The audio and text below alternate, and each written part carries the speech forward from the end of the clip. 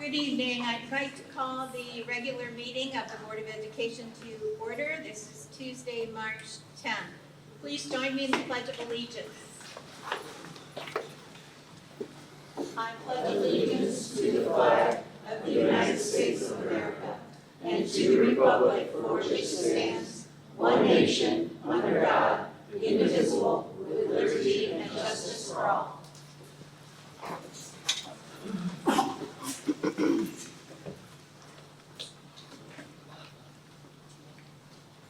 We should do another roll call, right? Yes, we should.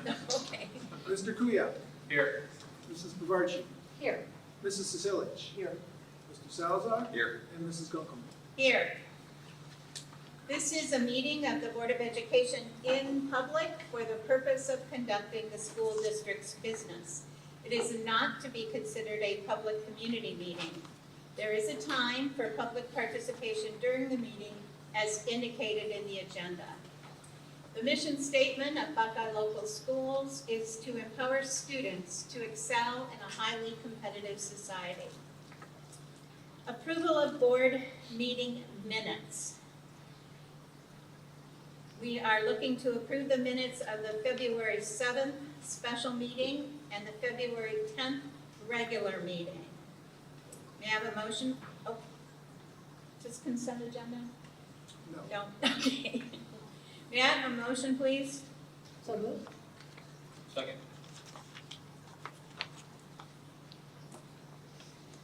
Any questions or comments? Roll call? Mrs. Bavarchi. Yes. Mr. Kuya. Yes. Mrs. Cicilich. Yes. Mr. Salazar. Yes. And Mrs. Gunkelman. Yes. Now we're ready to talk about consent agenda.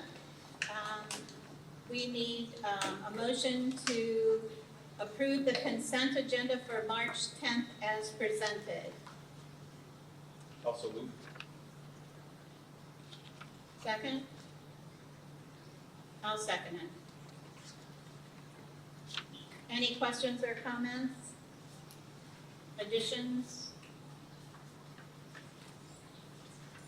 Roll call, please. Mr. Salazar. Yes. Mrs. Gunkelman. Yes. Mr. Kuya. Yes. Mrs. Bavarchi. Yes. And Mrs. Cicilich. Yes. All right, so we are at the point of public participation. Mr. Donnelly?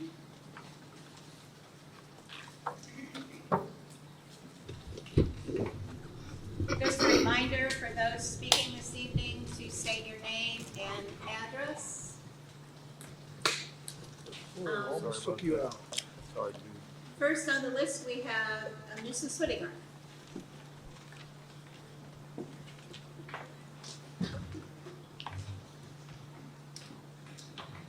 Hi, I do have two.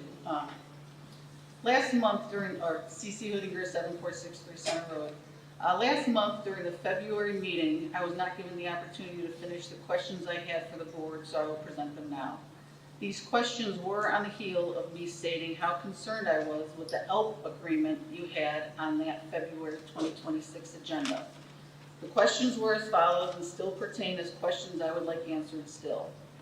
One, I would like to know from our finance committee exactly how they are planning for our anticipated losses and an exact breakout of where the $8 million is coming from for the capital project. Secondly, I would also like to know how the finance committee plans on future repairs and maintenance for the current high school that will remain standing and the elementary school, which already have plans for work to be done with the roof, along with the other repairs on our campus needed in our CPL and past ELP reports. Three, I would also like to know who are the members of our finance committee, and when do they meet? Also, on tonight's agenda, it's not included in just regular words. What are the 251 and 222 items scheduled to delete? At January's regular board meeting, I stated, about 25 years ago, the taxpayers voted on collecting money to build a new elementary building.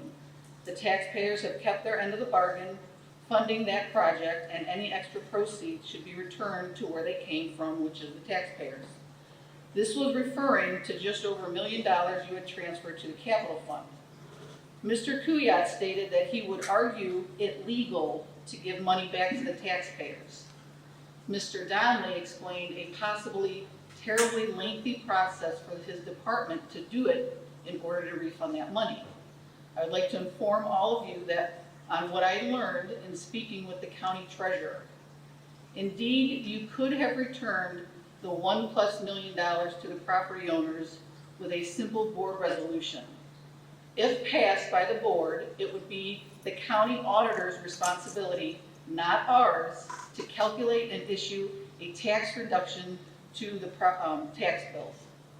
As a matter of fact, the board has the power to stop current levies and or reduce collective millage from property owners. All they need to do is pass a resolution stating such, and the auditor will do the rest. I would like to leave you with a few thoughts. It is clearly apparent that you do not need our current emergency levy, since you are reaping the benefits of increased property values over the last 6 or 7 years, which was not a benefit present at the time we voted yes to the original emergency levy 12 years ago. Mrs. Whittier, your time has expired. Okay. You want to go ahead with your second Sure. comment? So continuing, nor do you need our emergency levy, which is for our operating expenses, considering you are able to save $8 million in such a short time span of 1 year for your self-funded campus capital project. You've already ignored the community by moving forward with a project we rejected 3 times, and you are using money intended for other uses to reach your personal agenda. Last month I stated that I will be seeking legal counsel regarding this, and for the record, no one representing Buckeye has reached out to me yet about that matter, so it must not be of too much importance. One more important note about the new project. Although you signed a $78 million contract, let's use the numbers you say that the new school is only going to be $65 million. First you wanted an $80 million bond and we said no. Then you wanted a $55 million bond and we said no. Then again you wanted a $55 million bond and we said no again. Now you are doing a $65 million project claiming it is self-funded. If we said no twice to $55 million, why would we be okay with spending $65 million?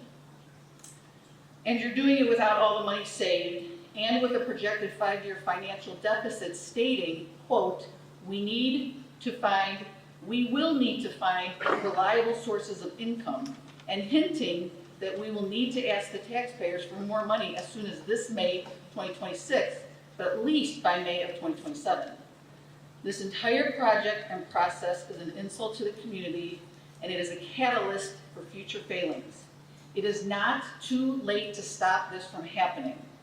Lastly, I'm aware of the unapproved budget situation and cannot stress enough that it would not be prudent to spend any more time, effort, or money on this capital project until the budget is finalized and approved with the county. Again, it is not too late to stop this. Thank you. Thank you for your comments. Next on the list is, I'm not sure of the last name, it says Alexana. Yep, it's Allie Alexange, and I'm at 2275 Autumn Creek Path. Thank you. Buckeye Board of Education, thank you for allowing me to share my experience of the Visioning Committee meetings with you tonight. As someone with a vast experience in education, I appreciate the opportunity to participate in such meetings as a parent and a community member. I found these meetings to be purposeful and effective as we learned more about the organizations involved in this process, and case studies were presented to give us an opportunity to look deeper into this project and what it could become for our students and our community as a whole. There were frequent discussions of how to build and design for the future generations 30 to 60 years from now, and how to preserve the history of Buckeye Local and our current successes in educating students. What I found most impressive was the interaction with students, many of whom will not directly benefit from this new building, but nonetheless they were actively engaged, eager to listen, and seemed to have such a passion to help make this new building a place where all students would want to attend school. I witnessed many instances of care for their peers, considering all students regardless of their physical or cognitive abilities, and concern for their teachers, like making sure there would be places for maybe a few classroom pets, storage, resources, and ample parking. Regardless of the outcome of this project, this was such a motivating experience, and it allowed for open communication on successes and improvements for the future of Buckeye.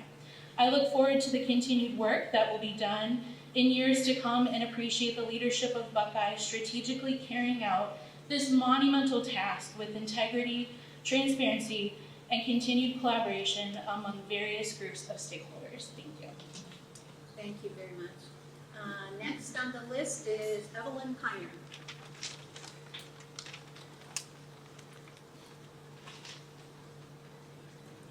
Evelyn Tyner on Stone Road, 6117 Stone Road. I'm here because I want some clarification, and I feel that we can't move forward till we clear up some issues from the back. In order to move forward, we need to clear up some things in the clarification. Maybe English 101 would be a good start, because I do not agree with your spending techniques of our tax dollar. Because I don't agree does not mean that I hate kids, which I've been told. And I am not against public education. I'm against the way you are spending the money, because you are not representing the 72% that voted against the levies. And doesn't mean that I'm against the school. I believe you can do better. But let go of your egos a little bit, and maybe you can. Fiscal responsibility has been thrown out all over, but you haven't been fiscally responsible. You were hoarding. House Bill 96 says you were hoarding money. If you had 30 to 40%, you were in good standing. You people had 133%. With all that money, you allowed those roofs to leak. And I have a problem getting over the fact that you allowed those roofs to leak. And even though you partially fixed them, I still have an issue that you utilized the leaking roofs to help push your agenda. That's sad. And as far as your community input, there's a couple people here that's really happy about it, but some of us aren't. Because when you handpick your community input, and some of those people aren't even in our community, you're not getting full community input because you rejected people that didn't have the same thought as you. And that's sad as well. So I have a couple questions. Have you considered just building a junior high? Because I went back through the board meetings and stuff. I saw where you talked about how it's going to be too expensive to repair it. But we don't need a new high school. We need a junior high, right? Because that's the one that was the worst. And this dream of yours to this fancy high school, some of us can't afford more taxes. And I would like to know, I have two questions. Is this new high school larger than the high school that we have now? And have you snuck in this performing arts building that we really don't need? Because you didn't take care of the other structures. Why would we think that you would take care of the performing arts structure? So I think that you guys have been a little slacking on transparency, and you've been slacking on honesty.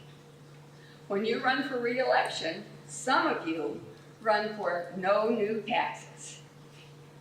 In August, no new taxes. We have the self-funded school. Mrs. Piner, your time has expired. All right. We need more honesty and transparency. It's odd that the person with the clock isn't the one that utilizes the timer when he's talking. Seeing no one else for this evening, that takes care of our public participation. So I'm going to move to Mr. Stanton for informational items. Thank you, Mrs. Dunkelman. Good evening, board members, and good evening, community. Thank you for gathering for the March board meeting. Always appreciated. We are going to start as we always do with our students of the month. So we see some students and their families here, so thank you for being here. And it looks, the order this time is Mr. Snook. So we're going to start with high school. Adam, good evening. Thank you.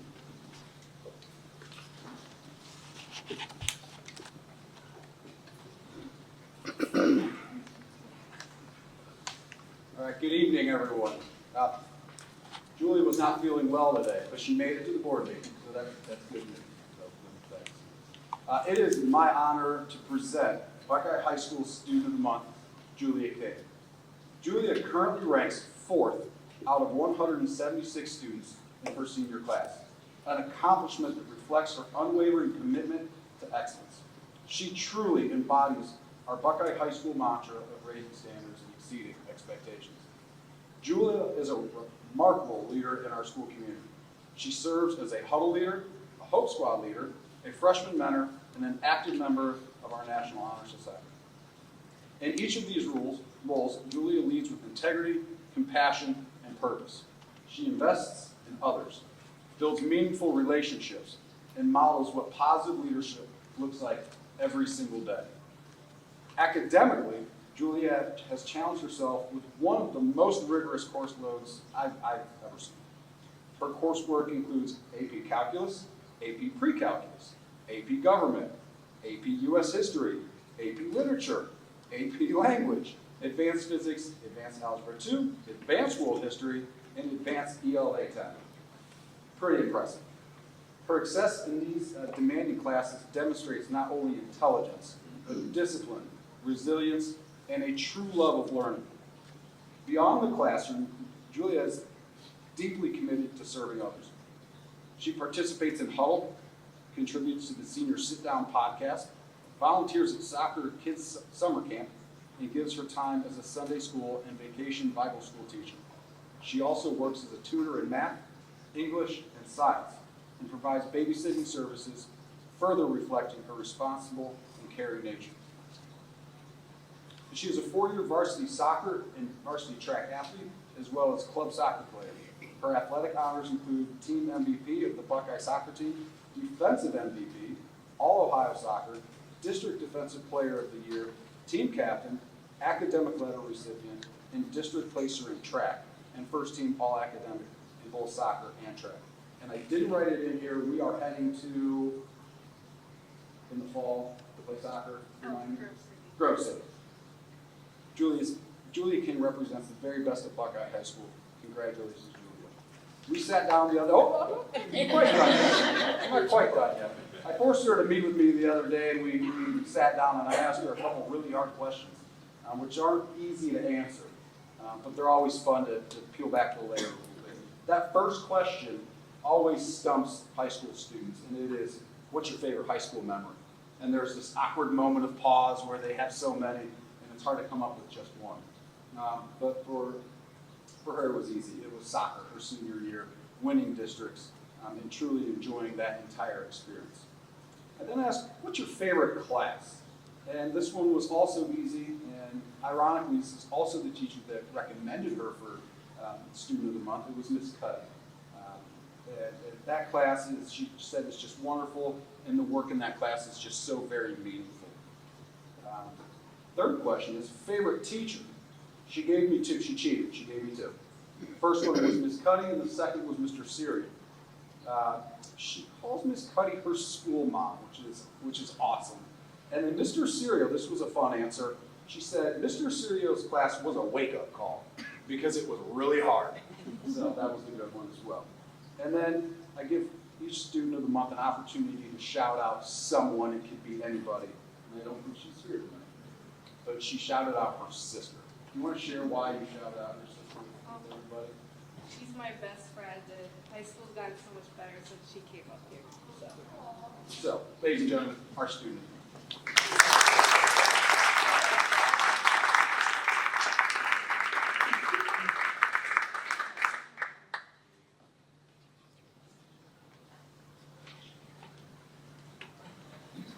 All right, congratulations, Julia. Thank you, Mr. Snook.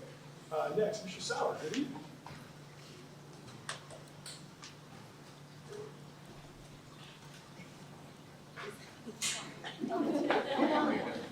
I was hoping Mr. Sauer wasn't by himself. He's not our student. All right, good evening. It is with great pride that Buckeye Junior High School recognizes Ella Mooney as the Student of the Month for February.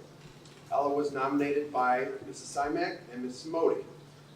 Ms. Simak noted, Ella is one of the hardest working and most respectful young ladies I have met. She greets others with a kind smile and a good morning. assists her peers without prompting, and collaborates willingly with any student. She approaches her studies with 100% effort and is a dedicated participant in class. She is truly trustworthy, and we are fortunate to have her at Buckeye.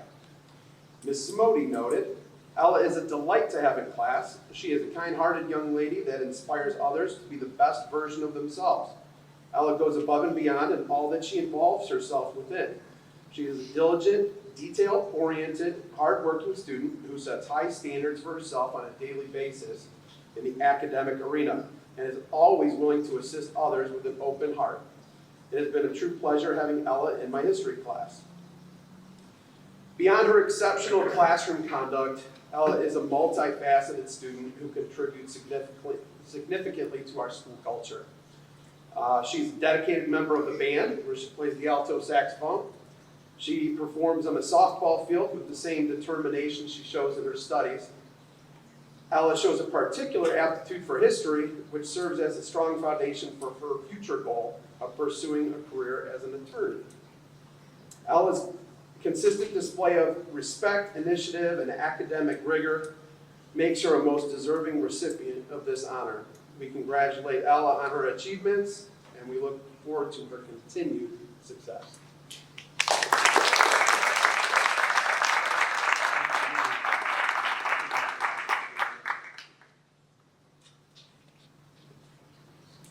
Congratulations, Ella. And as we transition to our next student of the month, a reminder that the sign and the information that Ella has is, as always, is sponsored by the Buckeye Education Foundation, so we appreciate them always for the partnership with the district. And for our parents and students that are here, when we are finished with the students of the month, we will take a 5-minute break so we can take some pictures, and if you choose to leave, you can, but you can stay as well for the rest of the meeting. And with that, Mr. Williston, good evening. Hello. Thank you for having us. So tonight I have Joey Mikejock here. Joey was nominated by Mrs. Murphy and for a star student. And I never really thought about this until this month, but we have 23 star students in our building every month. And then we have one student of the month. We have approximately 600 kids. So because I like simple math, I just use 600. That means we have a 0.16% chance of being student of the month in our building. So that puts Joey in a very unique category of students. It's pretty special, and it's pretty tough to be chosen for student of the month. This month we talked a lot about collaboration, and Mrs. Murphy said that he is just lovely to have in class, always positive, always ready to learn. As soon as he gets to class, he puts forth the best effort in everything, gets along well with others, works well in groups and just with partners. He is respectful and helpful, and is the perfect choice for this month. I emailed Mom and got a little bit of information. And I'm debating on whether he's not using a certain story, because it's kind of hilarious, but I don't want to embarrass him too bad. I had to do with a basketball game and possibly scoring in the opponent's goal. Maybe, maybe not. Joey is our favorite son. He's the only son. He's always been a great son, has a huge heart and cares so much for others. He's very protective, especially of his older sisters. He's very competitive and will try to obtain any reward or prize that's out there. We're so extremely proud of him. And then I had a chance to sit down with Joey and talk a little bit. And he went on about his family for quite a while, just how much he loves his sisters, even when they beat him up. He enjoyed playing board games and cards and basketball and soccer and all sorts of other things. And so I tried to trip him up like I do everybody else. I said, "Who's your favorite parent?" And he thought and thought and thought. And he started giving explanations of both parents and all the fun things he likes to do with each one. Playing basketball with Dad, playing cards, and playing games with Mom. And he's like, "But I love them both." And so I couldn't get on the slip up. I tried so hard. He says he's looking forward to spring break and loves to travel with his family. And he thinks a great prize for becoming our student of the month is a trip to Hawaii. Put it out there. He's got a few favorites in terms of movies. He loves Phineas and Ferb and likes to watch Shark Tank on TV. And his favorite board game is Monopoly. And there's a hilarious new one that, if you don't have access to it, I'm going to bring it in. We're going to try it out. It's called Cheaters Monopoly.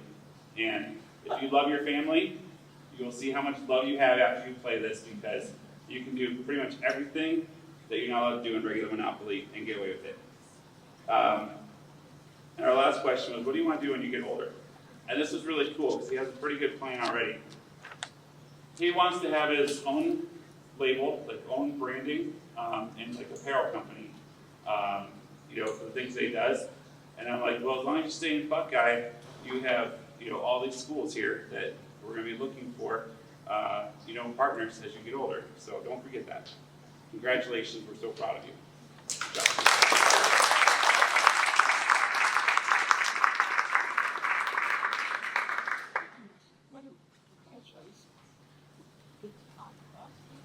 All right, nice job, Joey. Thank you, Mr. Williston. Ms. Rivera, good evening. Hello. Making your way up, okay.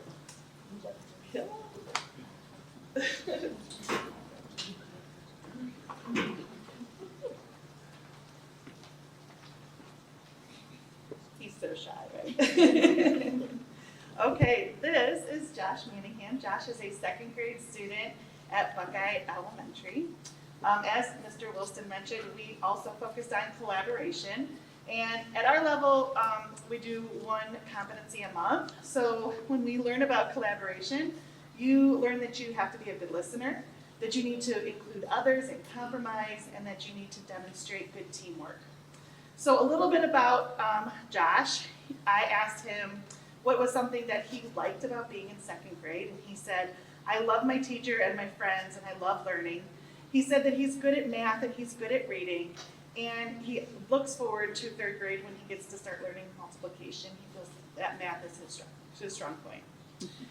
I said, when you're at home, what do you like to do? He said, I like to play outside and ride my bike, and I like to play on my scooter and PS5, and I like to sleep. It's insane. And he said that he likes going to his uncle's house, and he has 2 cats. He can play with their Ladybug and Cream. He loves that he has people who care about him and always take care of him. And if mom could make him any dinner, it would be macaroni and cheese or pizza. And if it's his turn to pick where he wants to go for dinner, it would be McDonald's. And when he grows up, he wants to be a policeman because he just likes to help people. So this is Miss Bevington, his teacher, and she's gonna give you a little more about Josh.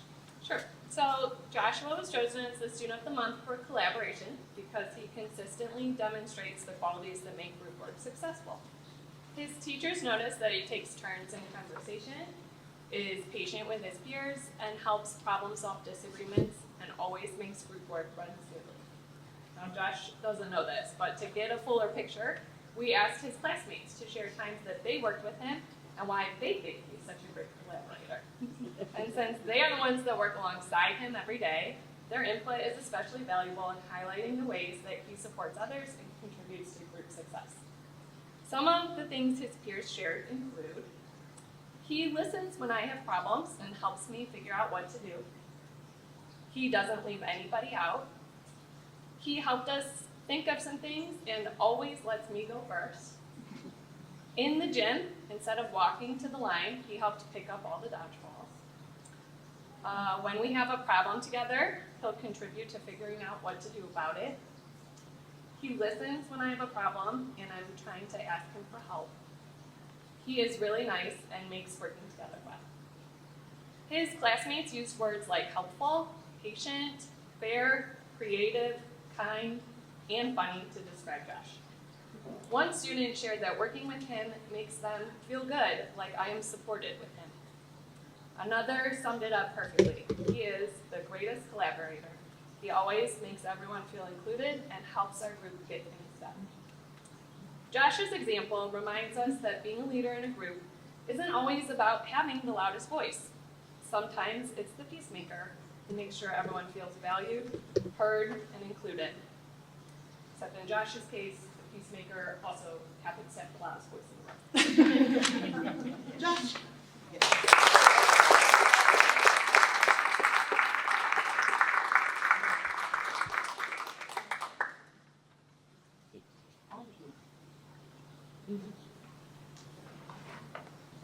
Congratulations to Josh and all of our students of the month, this month.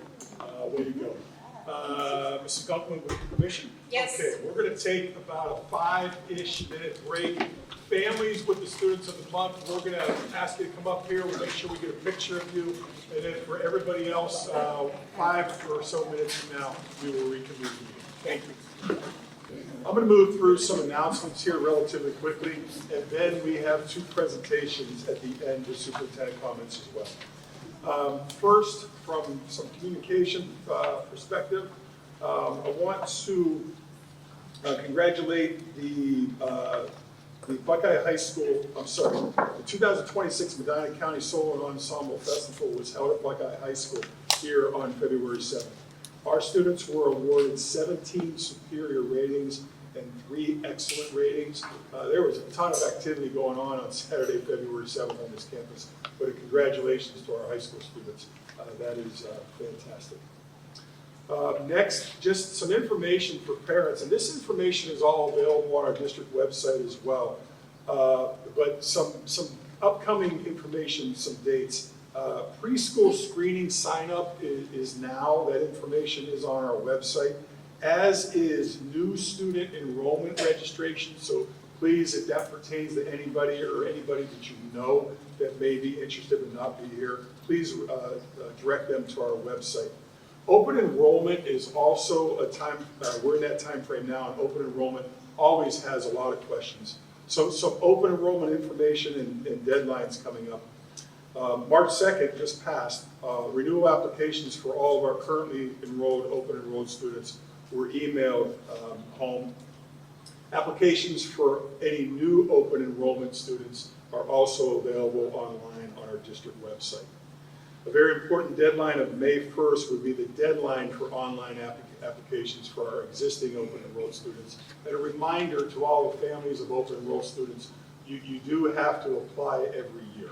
So please make sure, there's always some confusion on that.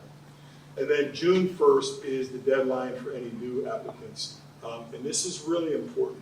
Late applications are never accepted in open enrollment because we do have to move forward with some deadlines. So some important information there. From our high school perspective, we're getting into testing season, and we wanted to put some high school testing information out there for the community as well. On April 8th this year, English language arts testing will be for our sophomores, our 10th graders, and on that same day, SAT testing will take place. So that probably, you're asking, well, what do you do with the 9th graders and the 12th graders? They're not in school that day. All right, so testing is very important for the 10th graders and 11th graders, and the 9th graders and 12th graders are off on April 8th. We also have late arrival for our students at the high school on a number of days, and this is all because of testing. April 15th, 17th, 22nd, and 23rd, those are all late arrival days. And I know Mr. Stook and his staff will share that information with our students and their parents through their resources as well. Some upcoming events for everybody's knowledge. Tomorrow is an early release. Tomorrow's a big day here at Buckeye because tomorrow is also Buckeye Day. Buckeye Day is a popular community event where we have the opportunity to celebrate the arts. There'll be a number of concerts tomorrow for grade levels all over the district. A lot of the artwork of our students is displayed, and it's a community activity as well, as a lot of the organizations in the community will have tables. This year, Buckeye Day is at the high school. I've tried, since I've been here, I've tried to rotate that. We had it at the intermediate building, in the elementary building 2 years ago. Last year was at the junior high school, and this year's at the high school. So that's tomorrow from 5 to 9. I hope everybody comes out for Buckeye Day. It's always a great event. Incredibly fast school year seems to be clipping away. March 13th, which is this Friday. Yes, this Friday is a March 13th. And maybe there's some ominous in what I'm going to say next because it's Friday the 13th. So if there's any students out there that have to get their grades improved by Friday, that would be a good idea. But the end of the third quarter is actually this Friday. And then spring break is coming up. So our spring break this year is March 30th through April 6th.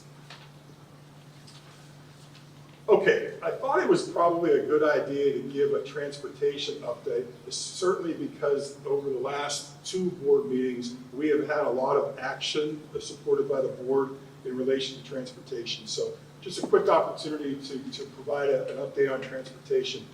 Our work with GG&C Transportation at this point has netted us 3 additional drivers. These drivers have absolutely helped stabilize transportation since the board approved that in January. We expect that we're going to need those additional drivers for the remainder of the school year. A reminder that our goal is not to employ or to contract with GG&C after this school year. This was a temporary fix, and the temporary fix has helped. We're still not at the number of drivers that we need, but working with GG&C has helped. Compliment once again to our partnership with OPSI, our union for our non-teaching employees. They agreed to the pay raise for our current drivers, and that has stabilized some areas of our current drivers as well. The pay raise for our current drivers went into effect on February 1st. So again, thank you to the board and thank you to OPSI for supporting that initiative. We are also working with METS Transportation. If you remember, METS was brought to the board under the umbrella of more of a long-term solution. Our goal, remember, is we are hoping to get 15 bus drivers employed, more if possible. Our work with METS so far has netted us 16 actual interviews. I want to put context to that. For probably the 3 or 4 months prior to us working with METS, we might have had 2 interviews. So they're working hard on getting us some qualified candidates. 6 of those candidates we have decided that we would like to move forward with. So Mrs. Galden, leading transportation, obviously with the support of Mr. Justice as well. We are working through the next step with METS. So we are hoping to land some permanent Buckeye drivers through our work with METS. We currently have 13 active drivers. 10 of our own employees plus 3 for GG&C. Our goal, as I just said, to begin 26-27 would be to have 15 employed bus drivers. This is contingent on new hires, no unexpected loss of current drivers, the return of drivers that we have that might be on leave or unavailable for whatever reason, hoping they come back. We're not there yet. We've got to keep working on this, but our goal is 15, and we're closer now than we were, really at any other time this year. I want to thank our principals, our teachers, our parents and community. Transportation has settled down. That doesn't mean that it is perfect. It is nowhere near perfect. We know that it has gotten better because a lot of our parents are choosing not to put their children on the bus. That is not something that we're comfortable with. We want to provide transportation services for all of our students that are qualified and requested. That is our goal. Options going forward, we're going to have to continue discussing possible options going forward. If we don't get the number of drivers that we need, none of these options that I'm going to say right now in any way, shape, or form are finalized. But we're going to have to think about it before we go into the next school year, because any transportation change you make, you really have to make them prior to the beginning of the school year. It's really difficult on parents and students and teachers, and even there's some legalities that you can't change a whole lot during the school year. So if we are considering any changes, they have to be in place before next school year. Things like we got to look at our routes, we got to look at our pickup locations. We got to review our master schedules and see if there is some way we can expand some time between the elementary level and the secondary level. We just need to make certain that we are as efficient as possible, and we are working on that daily, and we will continue to do that. And I will, at some point, have recommendations for the board to consider here in the months of April, further months. Okay, so that is some updates from me. Now I will turn this over first to Mrs. Kashanik, our Student Services Director, because we have an update on the curriculum from preschool. Don, good evening. I think you're bringing some guests up with you. All right. Come on, Mrs. Crow. Okay. Come on. That is called peer pressure. I would do anything for these three, so. And I'm doing it. And you're a very important part of our team. I appreciate that. I'll just hide back here. Can't stand in front of all of you. You guys need to be front and center, so I'm very proud to present our preschool team. And I'm going to begin by saying it's been somewhat challenging, and I know you're going to be shocked to know that the state has been changing preschool regulations over the past 3 years. And so this team has dealt with it beautifully. Mrs. Kissinger and I have thrown a whole lot at them this year. They've come through with flying colors. Mrs. Rivera, shout out to her, who has worked with our team and laid this strong base and groundwork for this team. So I appreciate all of their hard work, and I'm very pleased to say the Buckeye Preschool, they were inspected through state last year, but this is the first focused inspection that we've had that was the state inspection, but also Step Up to Quality, which is our rating system. And we're still gold because of the work of this team right here. Their leadership, there's many more on the team, OT, PT, speech, Mrs. Kissinger, but we're gold because of their hard work. So, as part of the changes in regulation and part of our work, we realized that maybe the curriculum that we have, which is, and still are using this year, creative curriculum, may not be meeting all of the needs of our students. So we've been looking at some things, and now we're very pleased to present this to the Buckeye Board of Education. And we have Mrs. Heinley, Ms. Wrench, and Ms. Pike, and Ms. Curlick is hiding somewhere. She does all of our paperwork. Wow. So, Mrs. Heinley, I think you're starting. I am. So, I get to talk about the history of our program. And contrary to what some people might believe, I was not there when we first opened preschool at Buckeye. We became a licensed program in the state of Ohio back in 1990 in response to the federal and state guidelines that were established. And then we also they had been doing research saying that early intervention was going to allow for improved educational access for all of our students. So they brought a preschool on board in 1990. As time passed, our program needed to grow. So in 1996, they hired a second teacher. That would be me.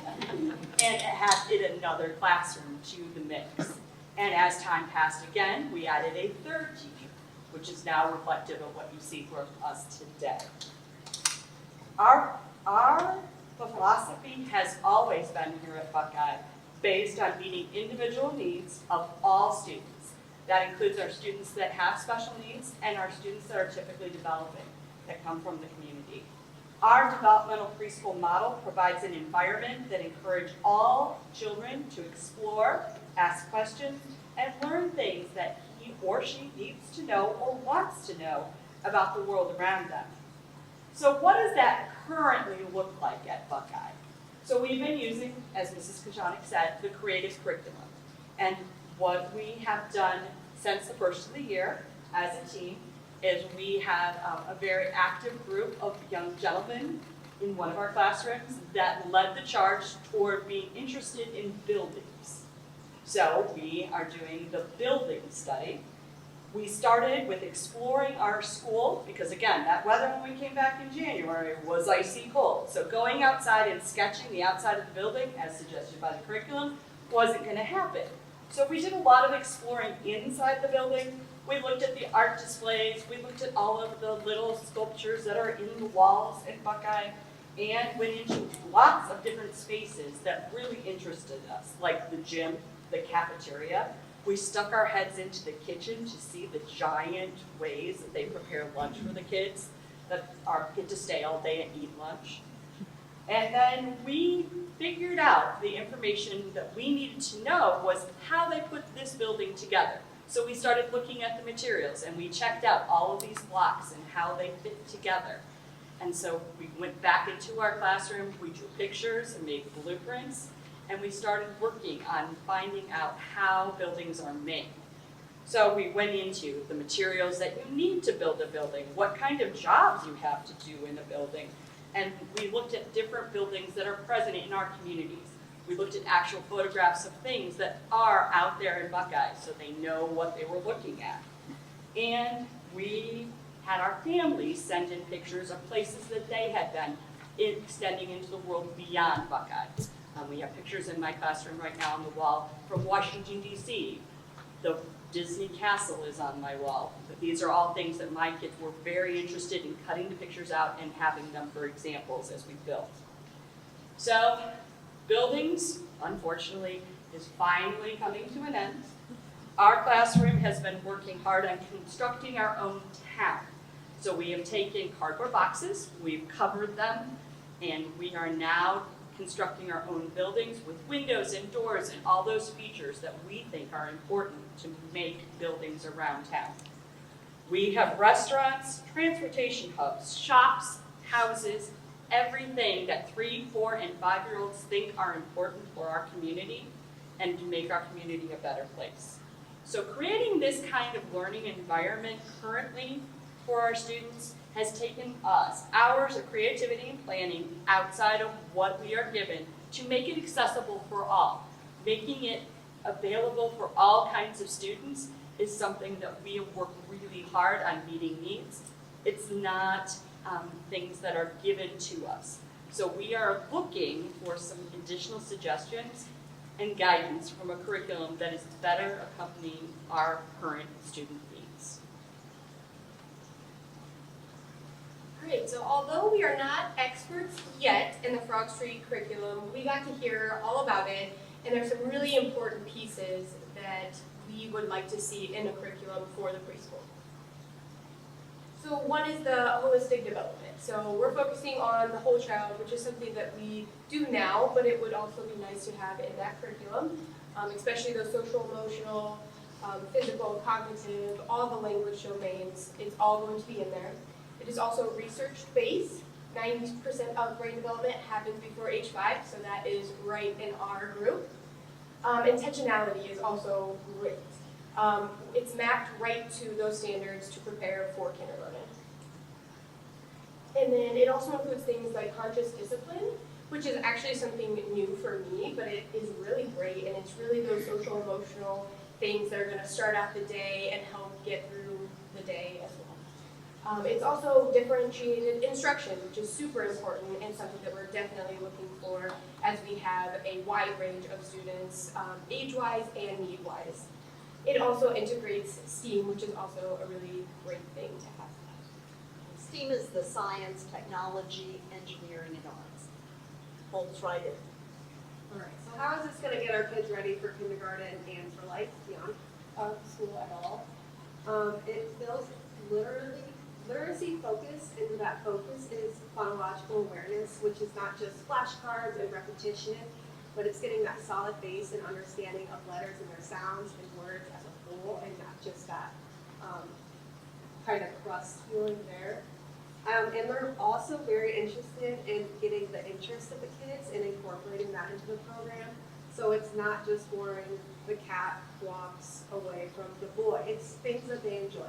It's sports, it's food, it's animals, it's everything that these kids at these age want to learn about, and integrating that into the curriculum as well. For math, this program has a lot of manipulatives, and since we are a play-based preschool, that is something we use every single day, multiple times a day. So these counting blocks and books and toys and games, things that these kids are going to want to play and be engaged in these learnings at this 3 to 5-year-old age is so important in this early developing academics for them. And one of my favorite parts about this program is the family engagement. So there's a portal associated with this curriculum that shares information with our families on what us as teachers are doing in the classroom and things that they can do at home to help correlate and repetition that stuff as well. So if we are learning about those buildings, it's easy for us to just shoot out, hey, we're doing our building study, this is what we're doing, please talk about it at home, please show them a new building or somewhere you've never been before, just some things that they can do to get active and get out and learn through engaging with families as well. So that's about all that we have so far on our Cross-Street curriculum. We hope it is something that we can see in our future. So thank you for your time. Thank you all for doing it. I'm also going to say, I really love football. It's pretty cute. Negative.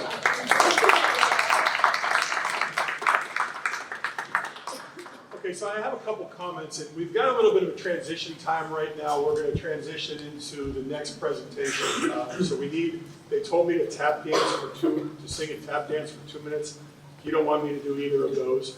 But I actually have some comments on the preschool information you ladies shared while we set up the next presentation. But I first of all, for our teachers and for Mrs. Kashana, thank you for presenting. You know, it's never easy to present. Even though we present to preschool students every day, presenting to adults is certainly different. So thank you for coming and updating the board and the community. And it's, to watch what happens in preschool. I am probably the worst person to walk into your preschool. Every time I walk into preschool, I cause utter chaos. It is like when I used to, before I was a dad and I was just an uncle, and my sisters would say, Uncle Jeff is the worst words they hear because it's chaos. But it's not chaos for you. It's amazing the work that we see that our teachers do with our preschool. And again, we have talked about the importance of preschool in this community and our ability to expand preschool in this community as part of our new master facility plan. And that is an important part that I never want people to forget. That is a big part of what we're hoping to be able to do here in the future. So thank you for your time and your commitment to our preschoolers, and fantastic job. And certainly if the board has any questions or comments, I would, before we get to the next thing, I would defer to you as well. I just want to thank the preschool teachers and their leaders. It's a wonderful experience. I've only experienced it through grandchildren, but oh my gosh, just such a wonderful, caring environment. We really appreciate it. Thank you. All right. My last part of this, really, I'm not going to do a whole lot. I'm going to introduce Aaron Rodabaugh and Abby Ranieri from GPD Architect. They are here to walk us through a summary of the visioning at this point. I've seen a preview of this. This is fantastic. So we're really happy. Aaron and Abby, good evening, and thank you for being here. And I'll turn this over to you. Great, thanks for having us. My name's Abby Ranieri. I'm the manager of planning and design at GPD Group. I'm an architect, and Aaron will introduce himself too. Aaron Rodabaugh, I'm an architect and project manager.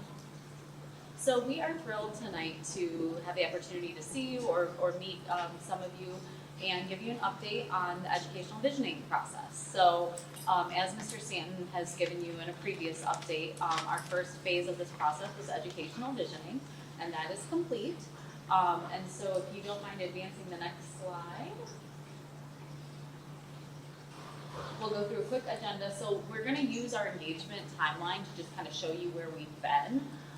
Then we're going to give you an overview of the report that was the kind of artifact of the visioning process. We'll talk about how we're going to use the information.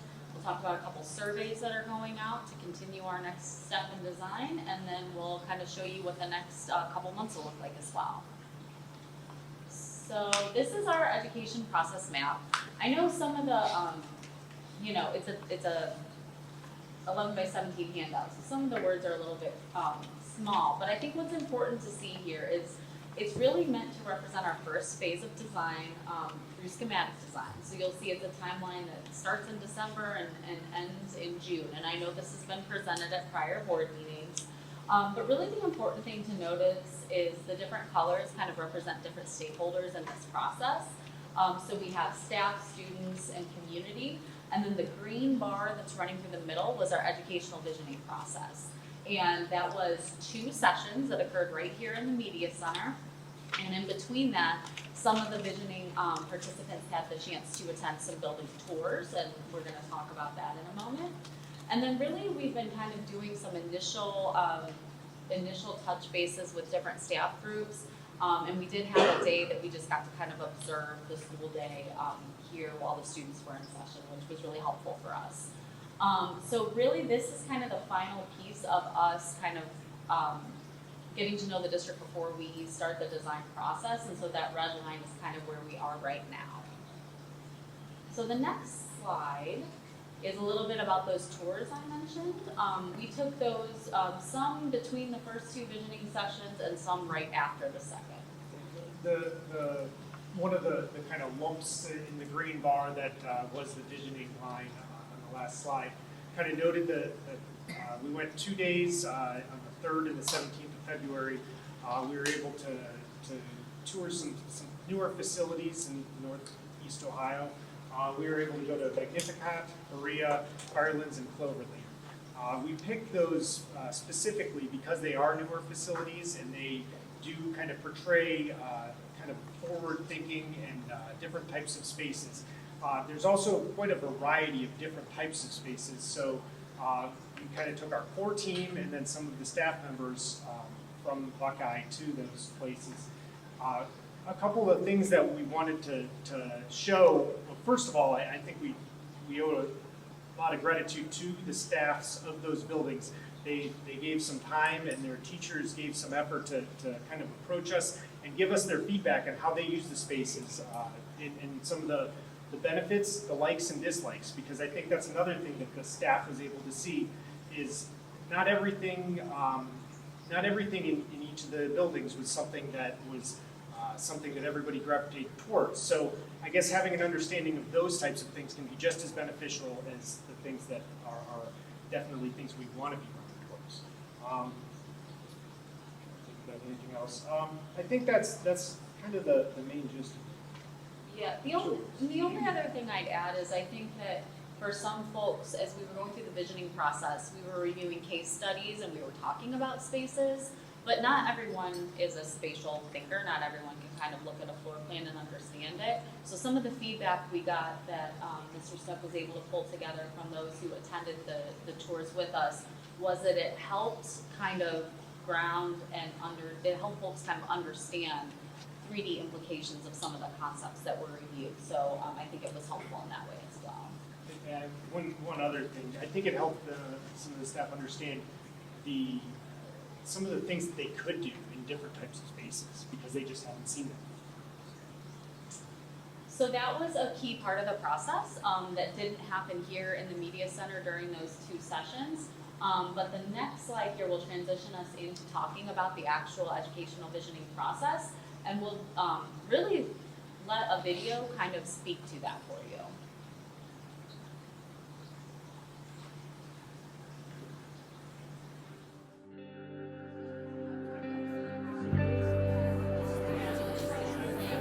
First of all, I want to thank the students. We have the 2 stories, so we have one. The facility limits the ability to provide it to the students. I think those are Establishing the guiding principles for what this high school. So once a district decides it's going to build a new school building, everyone's usually really excited to figure out what's the building going to look like. But if we start with the building instead of with the learning, it's kind of like we're solving a problem without even being asked a question. We don't know what the needs of students in 2034, 44, or 64 are going to be, but yet it's still going to be that high school. One of the things that we notice is there's a lot of presentation about what's possible, but we really like to do a more constructive exercise where people are exploring, digging into conversations with one another, and building their own understanding of what could be possible. And we like to do that through an educational visioning session. It's truly important to engage with the community and help make sure that they understand all the effort and intentionality that's going into this process. I think one of the biggest things we can pull out of these sessions are the guiding principles of the community. There were so many people here, from students to staff. We have community members all here collaborating. I've been able to share my ideas and my opinions. Once we understand what the community values, then we can decide how we can translate those values and make them visible within the building. I think one of the biggest pieces of work that we are going to need to engage in is giving them the opportunity to own their spaces and their environment so they can engage in learning that is meaningful for them. Our staff is doing such a phenomenal job preparing our kids. What our job is now is to provide our staff and our students with a building that could elevate their abilities. Things change over time, and it's important to be able to have those spaces to fit the different ways of education. So we just need to make certain that whatever we design is flexible to meet the needs of the students and the staff at that time. When we start to look at the themes, we start to understand how the students and staff want to move about their spaces. So that when we get into the building design, we actually have kind of our set of ingredients for the building. And eventually those bubbles turn into rectangles and turn into a building that is developed from their concept. Yeah, this has been a wonderful process so far. It's just been really nice to see so many people come together. The kids bring this sense of future to what we're doing. I'm most excited about getting the chance to have a say in the new school because like my siblings will be in this new school. It is the opportunity to talk about what we need to build for our students before there's any pencil to paper. Students are brilliant, and all of this ultimately is about supporting the brilliance of young people. And we're just very excited to be here and help tell the Buckeye story through this process. We're building it together, and that's so important and so exciting.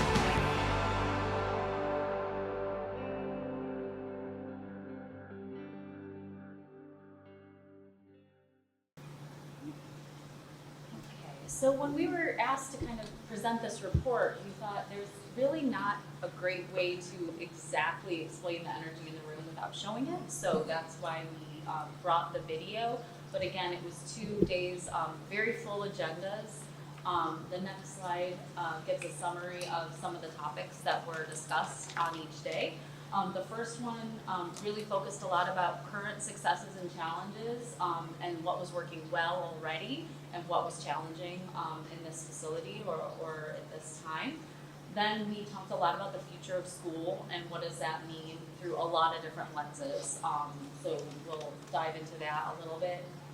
We definitely drafted guiding principles for a large chunk of that. That's something that's super critical for us. And then we started getting into some case studies. Everyone was good and tired after that first day, and we took a break. We started crunching the data and understanding some of the things we heard in the first session to set the agenda for the second session. So we reviewed those guiding principles. We talked about how students might be organized in the new building, and then we started getting into design patterns, which is like the very, very first beginnings of thinking about how space can apply to some of the things we were talking about. So the next slide shows the report. So board has a physical copy. This is also a digital copy that will be on the district's website for anyone in the community to review, and we encourage folks to really read that. Ultimately, we look at this as our blueprint or our guiding star or our North Star as we move forward. And really the most critical thing, if we were to sum it up in one word, would be that we're kind of at this inflection point with Buckeye High School. A lot of the conversation in the room was about the wonderful things that are happening in Buckeye. The students are very successful. There were so many students at the session, extremely impressive, very engaged, and a lot of discussion about tradition and history and pride and how do we honor that, but also kind of build towards the future. So the next slide reviews those guiding principles, and again, we're gonna, really think about how we can make these visible within the new building. There's a lot of correlation with the portrait of a buck, so that's important to note that there's a lot of alignment. But a couple examples, the first one being holistic safety and well-being. We talked a lot about what does safety and well-being mean through many, many different lenses for a student. So that might be social, emotional, mental health, physical health, and also just what it means to feel safe in a building, and also physical safety. Then another example being future opportunities ties in a lot to where students are going next in their journeys in life. And so we are definitely going to use these as a guidepost and make sure that our design decisions are kind of in alignment with these values. As we move down the path, there might be times where there's things that are in conflict, competing priorities, if you will, and so we're going to use this to kind of help us through those moments in the design process.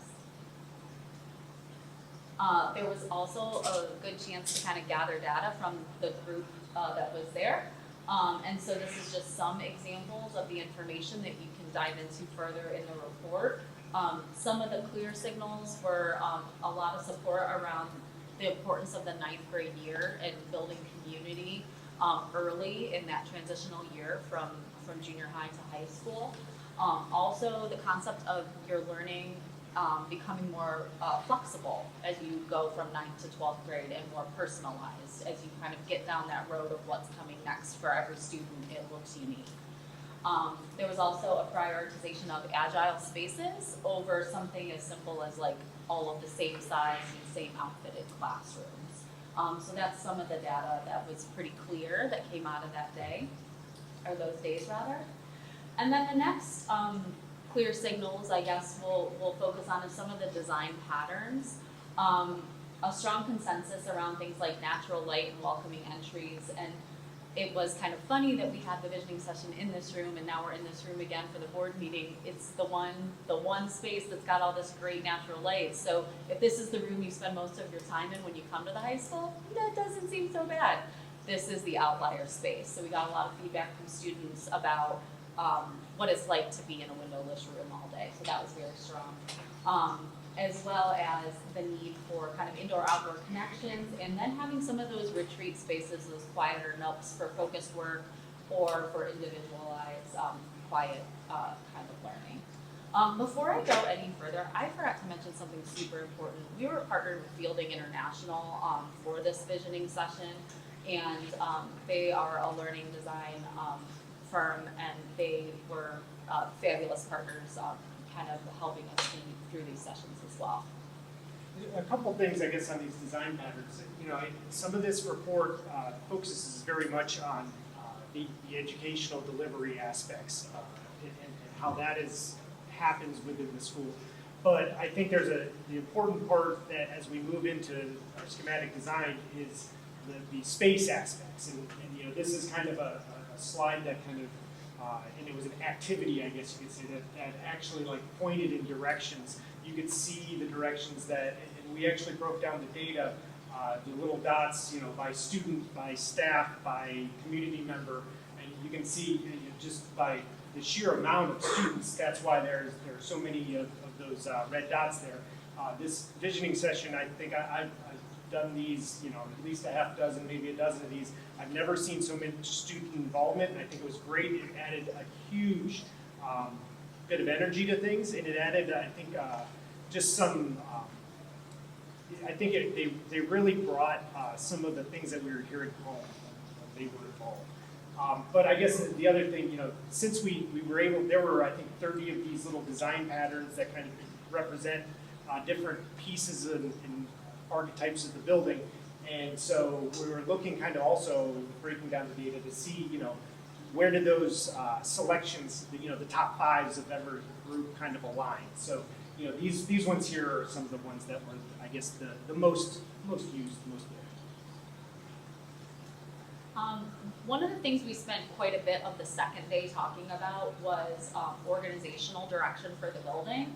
So this really, again, starts to build upon some of the really strong consensus we were hearing about the importance of the 9th grade experience as a transitional year in high school, talking about flexible learning and what does it truly mean for something to be flexible as far as supporting different departments. What are the needs for science, technology, or math versus the needs for the humanities side of the curriculum? Where do those intermix? Where do they stay separate? We talked a lot about a central heart or community commons, just knowing that the high school in most communities, but particularly in this community, is the place where all the different, you know, whether it's townships or neighborhoods or communities kind of come together. This is the one place that happens. And then we talked a lot about designing for purpose and adaptability and not fixed kind of assumptions about what a classroom is. So I think if we were designing, you know, and probably when they were designing this building, you know, 40, 50 years ago, it would have been kind of easy. We would know how many classrooms we needed and how many teachers we needed to support, and we would take the same, literally the exact same classroom and stamp it out up and down a hallway and call it a day. But all of the all of the data, all of the research, all the information about how learning is happening now, and especially about how it's happening in the future, really points to the need to think about how we're organizing different types of spaces. So there's a whole section in the report that really dives into what that could look like, and we did get some feedback on that.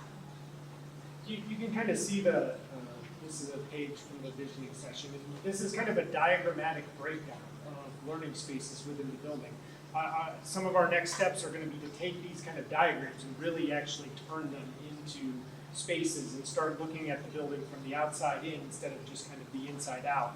So we're going to be starting to play with these shapes and maybe not shapes, but these concepts and put them together in a building. One of the things, just as an example, a central partner community commons is one of the things that we've heard a lot from a lot of the people in the visioning, something I guess where all the students could kind of congregate. And so, knowing that that's something that they want in this building, that is going to be such a lifeblood part of the building, we have to start kind of conceiving of how and where in the building that would be located. Like, is that something that is also very much part of the community? Like, is it right inside the front door?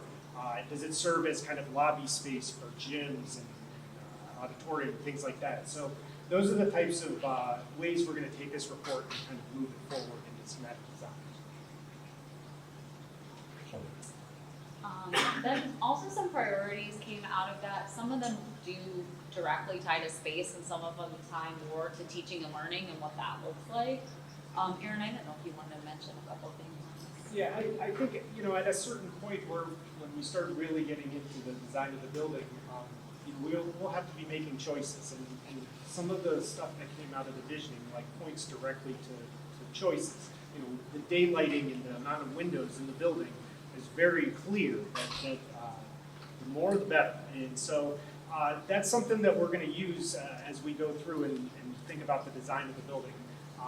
There are some other things kind of like learning nooks. So some of the students, felt that there needs to be spaces that are big, but also don't forget about the smaller spaces that we can go to do more individualized or small group settings. So those types of ideas are things that we'll incorporate as we move forward. And then really it kind of left us with a great opportunity, which again, some of the key points were feels welcoming, light-filled, and student-centered, prepares graduates for really whatever's next in life.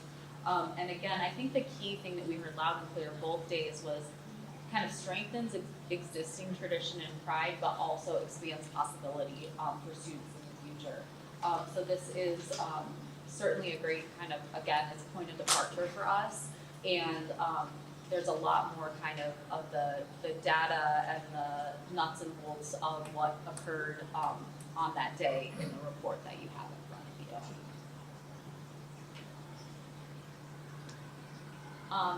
What we'll kind of do, as Erin mentioned, is we're in our programming phase, and so we're actually kind of now filling out that recipe card, if you want to think of it as a recipe card for the cake, aka building that we're about to build. And so we're right in the middle of that right now. And one of the things that we're doing to build upon the visioning data is some surveys. So if you go to the next slide, we have two that are planned at the moment.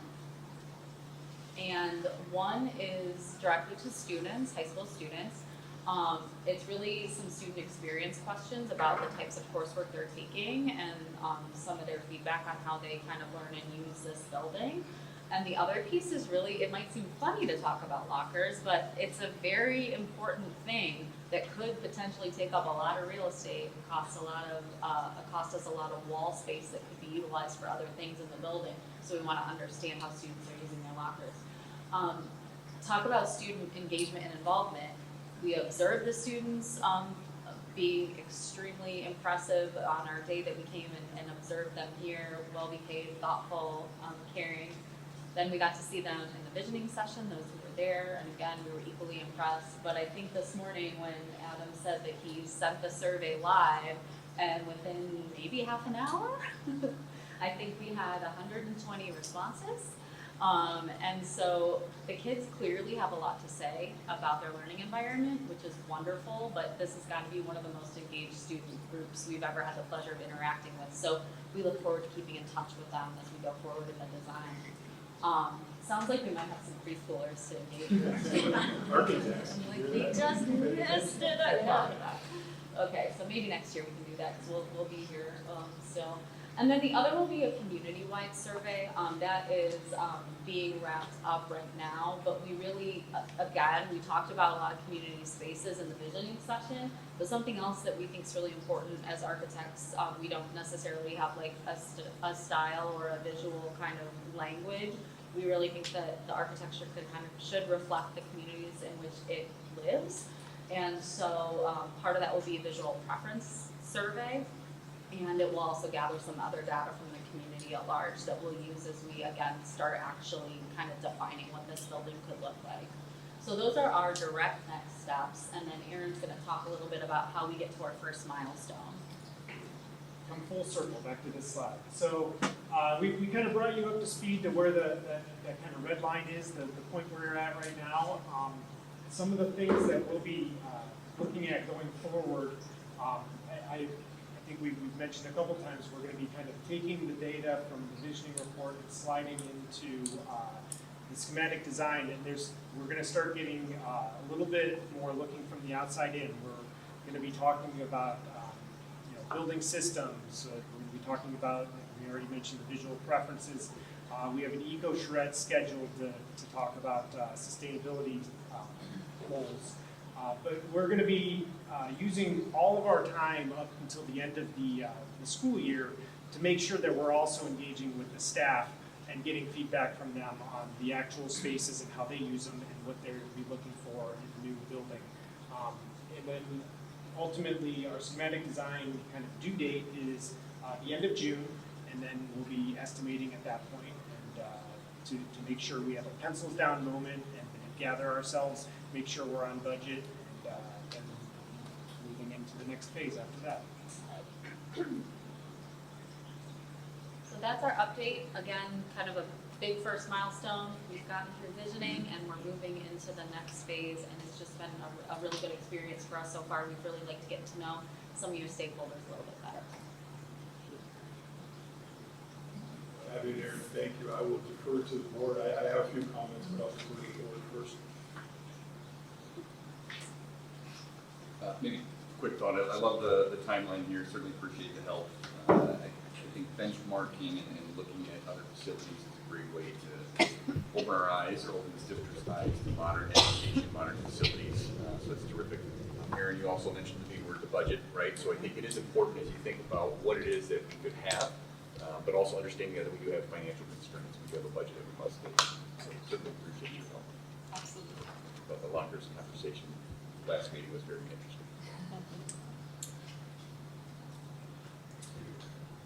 I had Seth fill in for me when I had my surgery, so I missed some things, but I'm lucky enough to be on the core team, so I keep getting filled in and know where we're going.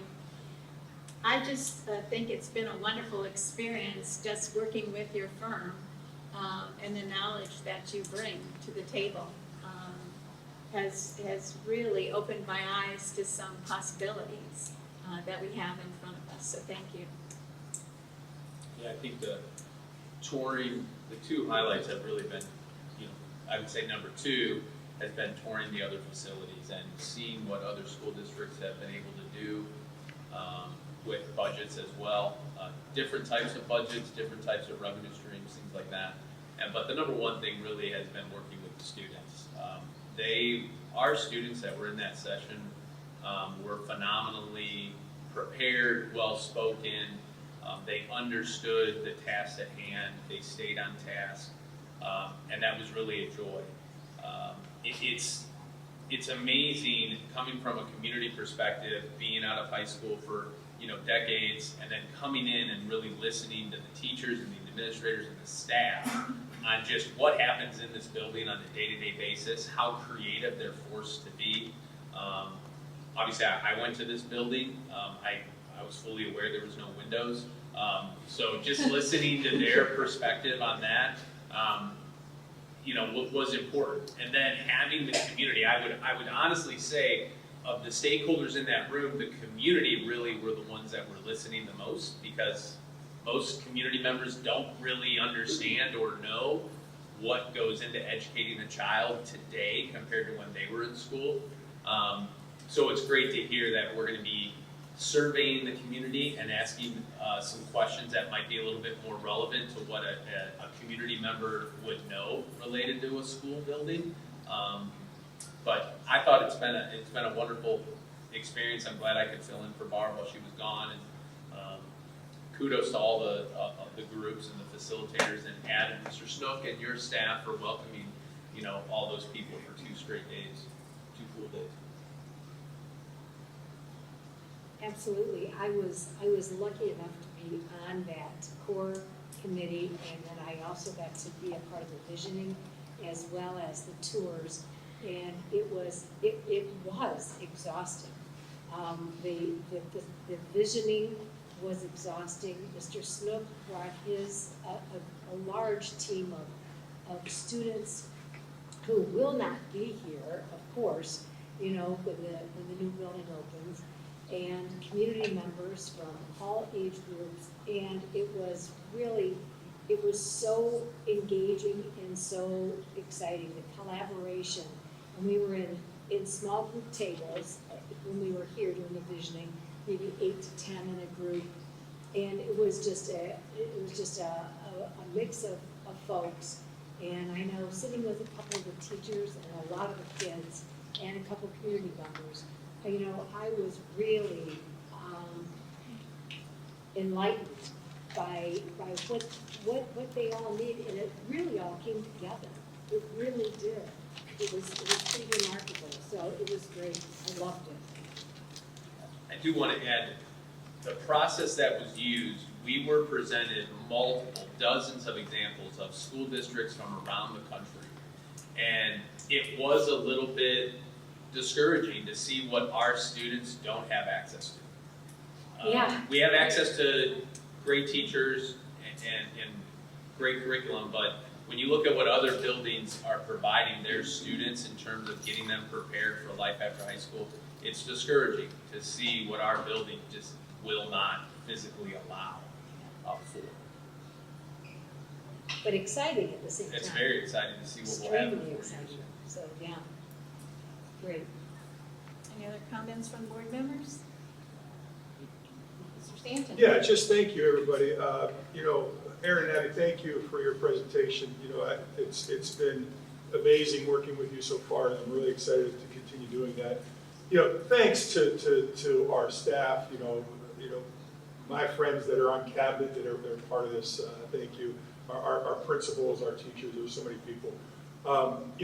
Besides GPD, CT Taylor working with us, Westfield Consulting, Mr. Chagalis, our owners are happy with us here. Good evening, Steve, thank you for being here. The Impact Group, there's so many people that are part of this and getting us to this, so we deliver the best building for our students. I also want to talk to our junior high school teachers and staff and students, as well as our 6th grade.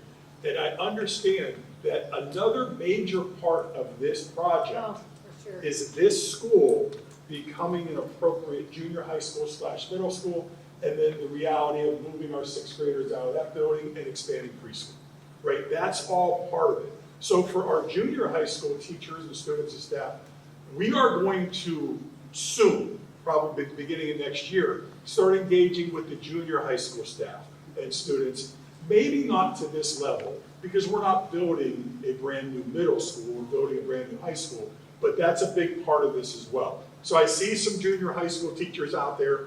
I promise your time is coming as well, and I get the input from you, as well as our 6th graders, and certainly we have preschool here as well. So thank you, everybody, so far. It's been great, and I'm really looking forward to continuing to work.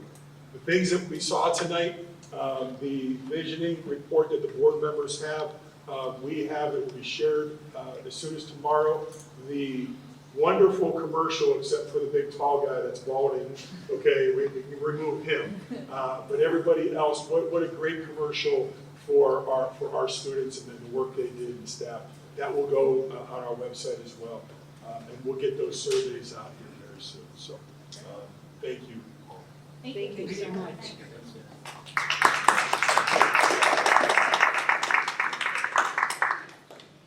Okay, and I'm sure Mr. Donnelly's glad what I'm going to say next. For right now, that is the end of my report, Mrs. Duncan. All right. On to Mr. Donnelly and your treasure items. Okay, thank you, Madam President. I have an item that is a non-consent item, and we have to have a separate vote on this item. This is our COPS loan agreement. Just to be clear on what this is, as I've said many times before, it is technically a lease. So if you read the document, you'll see rental and things like that in the document. But this is a financing instrument that the district has used in the past successfully twice when they added on to the elementary building. This is also the same way Cloverleaf financed some of their buildings. I think they took out at least 3 different COPS loans to finance their construction. It is a financing instrument. It works very well for schools where you can fund the payments through something else besides the bond. And I want the board to understand that this is a resolution that's required after it's approved, if the board approves it. We send this on to the underwriter and the bond counsel. They prepare the necessary documents. They go out to market, and hopefully by the end of May, we have our funding, $23 million, to add to our other funds, so we can sign the contracts and build the new building. You cannot sign major construction contracts without having the cash in there. I'll entertain a motion. Also move. Second. Any questions or comments? I have some questions. Yes. The 23 million, what are we going to be paying in interest? That's yet to be determined. It depends on when we go to market. It could be somewhere between 4.3% all the way up to 5%. What's going on with the war in Iran right now it is making the interest rates go up slightly. But it's volatile. Can't really determine what it is. But it's going to be in a certain range, that just the knowledge they have of the market. So what's your guesstimate? It's truly a guess. Don't quote me on it, but it's probably right around 4.5%, hopefully lower. But if it's around the 4.5%, our payments roughly like 1.7 million, 1.75 million a year. And what would the total interest be then? After 20 years, if we go out 20 years, it'll be around 11 million in interest. But we don't plan on going out 20 years. If we get the CFAP money and pay it off after 10 or 11 years, that interest is cut almost in half. Other questions? I just want to thank Mark for that explanation. Very thorough. I just want to make one more comment before Sure. we do this. We all know that this, that was a big PR campaign. That was nice PR campaign, but that's all it was. This school is not, the community is not supporting this school. The community did not support the school 3 times. You guys are pushing ahead. You guys are just plowing through. We know we're running out of money. We know we don't have the money.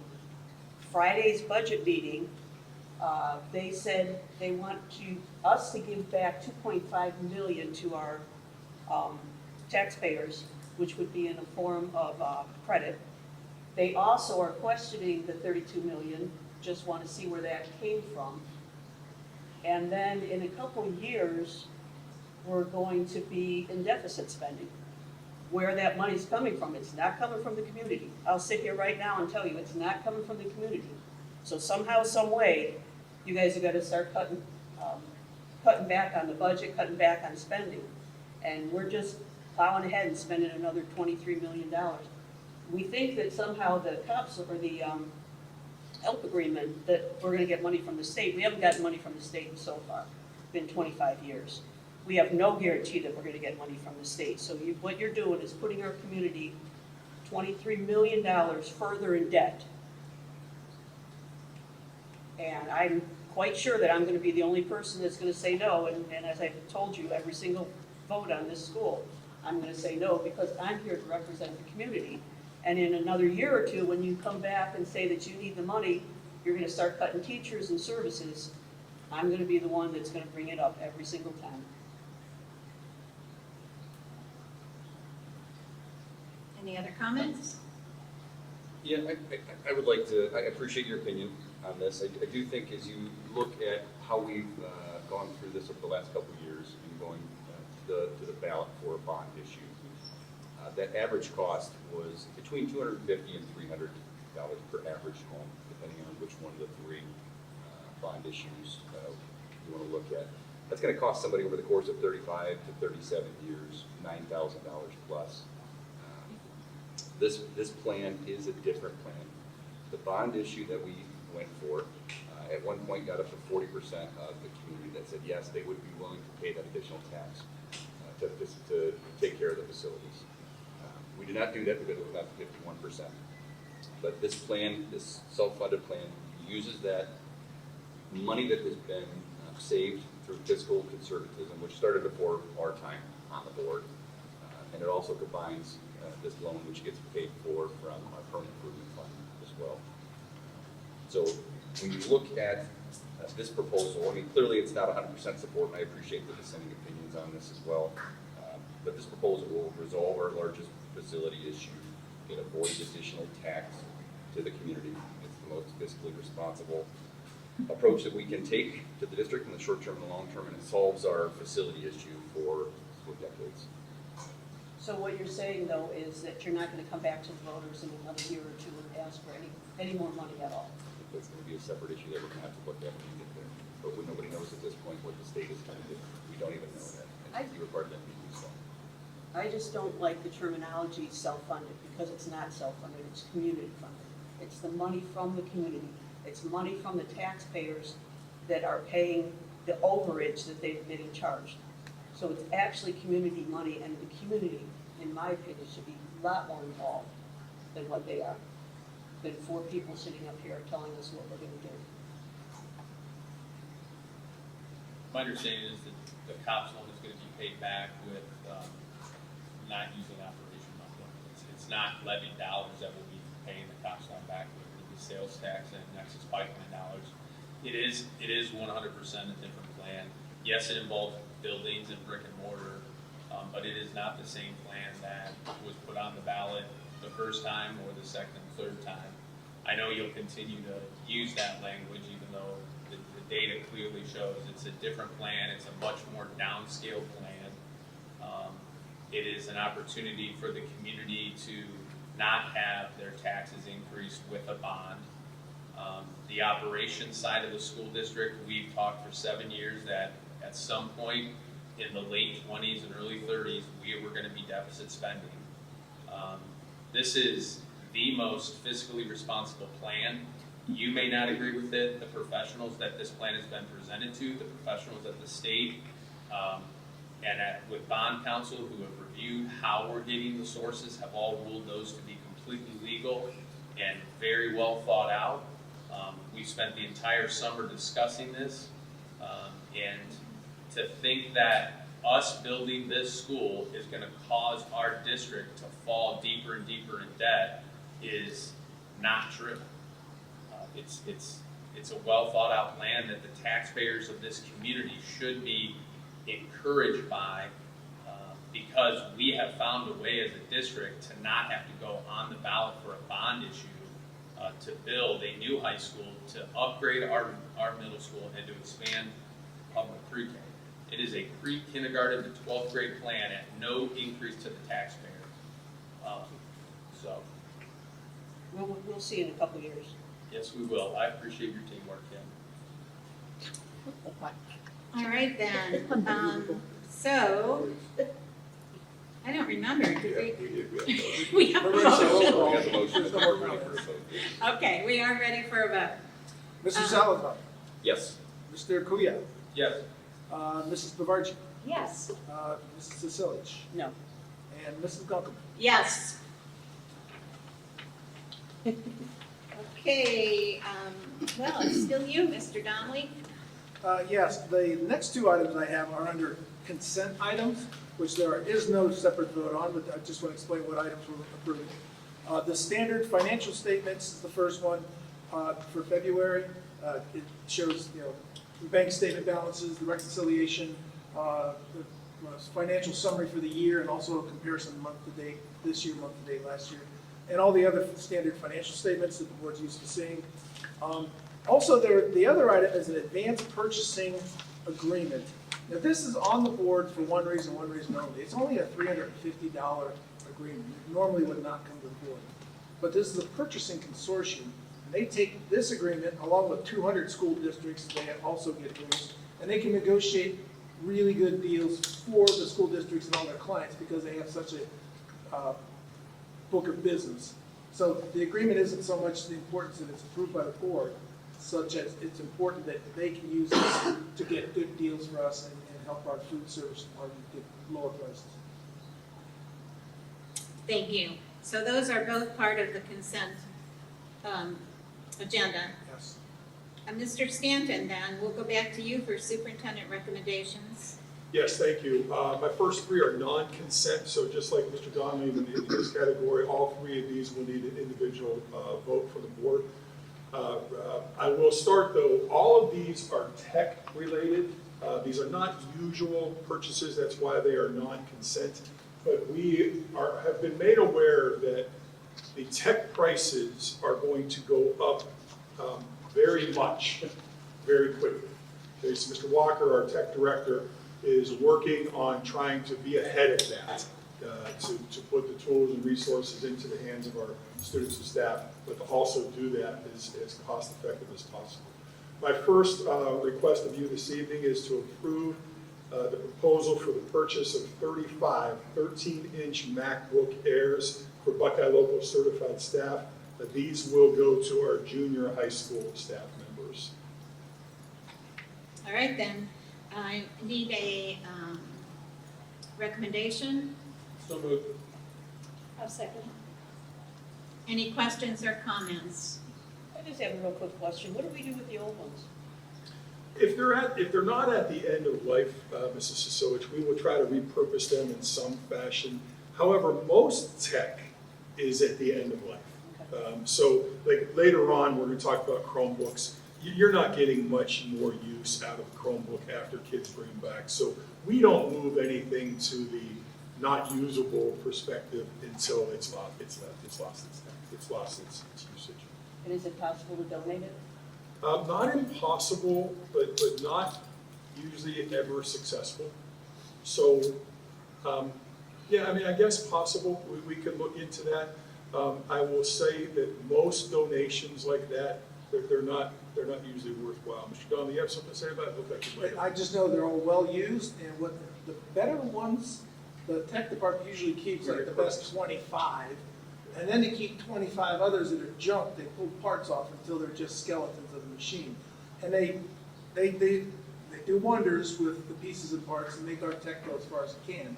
But they use them until they can't be used anymore, because someone forgets their Chromebook or someone drops their Chromebook and they need a spare for the day. They keep a supply of spares.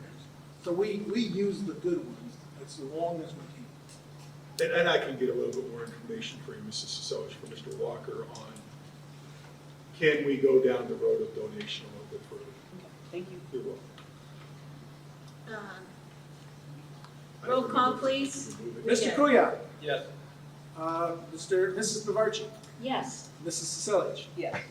Mr. Salazar. Yes. And Mrs. Gunkel. Yes. Thank you. Our next one is still staying in tech. This is also non-consent. These are for Clever Touches, requesting your permission to purchase 45 Clever Touch Pro Series boards. These are going to the intermediate school. May I have a motion, please? So moved. Second? I'll second. Questions, comments? Roll call? Mrs. Bavarchi. Yes. Mr. Salazar. Yes. Mr. Kuya. Yes. Mrs. Sisowich. Yes. And Mrs. Gunkel. Yes. Thank you. And the last non-consent item for your consideration tonight is your approval to purchase 575 Asus Chromebooks for student use. These are Chromebooks. And these will be throughout the entire district. A motion, please? So moved. Second? Second? Questions, comments? Yes, what are 575? Where are they using? Are they broken books? Are they, where are they going? Again, the lifespan of a Chromebook isn't that long. So these are, I don't have a specific building. These are going to, Mr. Walker shared that these will be shared throughout the entire district. These are for students, okay? And again, we are always on a system of replacing those that are gone, bringing new ones in. So these are going for all of our students. But I can't tell you right now that I know 200 are going to the high school, 150. Again, I can get that type of detail if I need it. But for this evening, it's 575 for student use. Just for some context, we should have similar purchases like this each year, just to replace the Clever Touches and Chromebooks. So maybe not the same amount of volume, but we just to keep our check up to speed. And like you said, normally we purchase this in June or so, but with the increase in prices, we better get them now.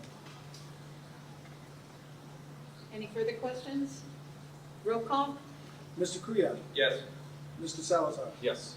Mrs. Selich, Yes. Mrs. Kuvarchi, Yes. Mrs. Gilpin. Yes. Okay, thank you, board members. I'm going to move into consent items, and we should be able to move through these a little bit quicker. So start off, these are all consent, so they don't need an individual motion or a vote.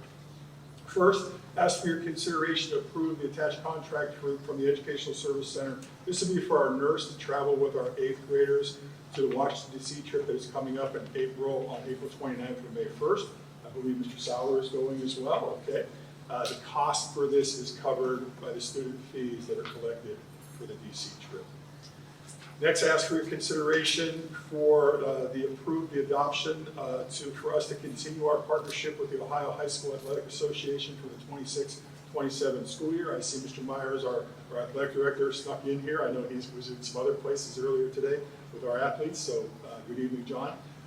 This recommendation comes from John just so we can continue our partnership with the Ohio High School Athletic Association. Next is also something for Mr. Sauer's noting. This is approve the contract for the 26-27 date books for Buckeye Junior High School. These are the student planners. This isn't the content that's in the student planners, but just our ability to buy the student planners. The content and the student rules and all of those, the program of study will be for your consideration at later board meetings. Next two are going to be extended school year requests from our Pupil Services Director and from Mrs. Kashanik. So the first is an agreement with LLA Therapy for Buckeye students requiring summer services.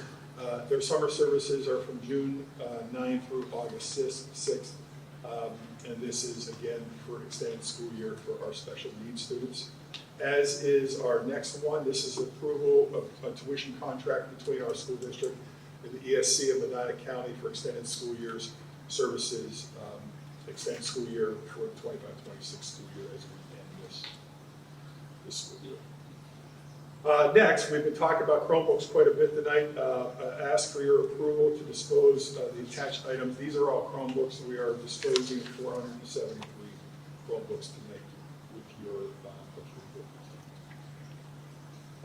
Let's move to personnel. And I'm going to start off with a personnel item that is certainly a congratulations and sadness. But Mrs. Elias, our curriculum director, who is here this evening, has informed us that it is time to retire.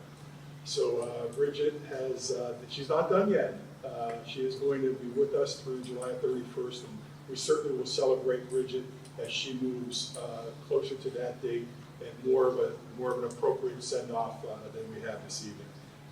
But for Bridget's retirement, I will ask for your consideration for this evening for Mrs. Elias' retirement at the end of the school year. Do we vote on that one?